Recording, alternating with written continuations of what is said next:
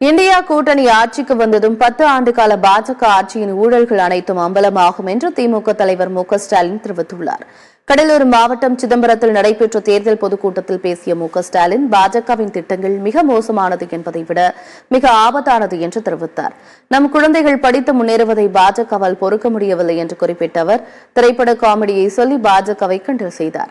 எடப்பாடி பழனிசாமி பலரின் முதுகில் சவாரி செய்துதான் கட்சியின் உயர் பதவிக்கு வந்துள்ளதாகவும் தன்னை சுற்றியுள்ள அனைவருக்கும் துரோகம் செய்த இபிஎஸ் தான் அரசியல் அமாவாசை என்று விமர்சித்தார். நம்ம வீட்டில இருந்து இன்ஜினியர்கள் டாக்டர்கள் வராங்க. அத்தி பூத்த மாதிரி சில ஐஏஎஸ் ஐபிஎஸ் அதிகாரிகள் வர முடியாது, ஆனால் இப்ப வர முடியுது. இதெல்லாம் பாஜகவோட கண்ணை உறுத்துது. இந்த வேலைக்கு இவங்க எல்லாம் இடஒதுக்கீடுனால வந்துடுறாங்கன்னு நினைக்கிறாங்க. எரியுதடி மாலா ஃபேனர் போடு அப்படின்னு கதறுவாங்க.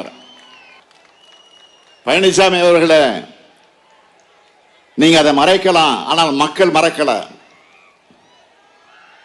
முதல்ல சசிகலா,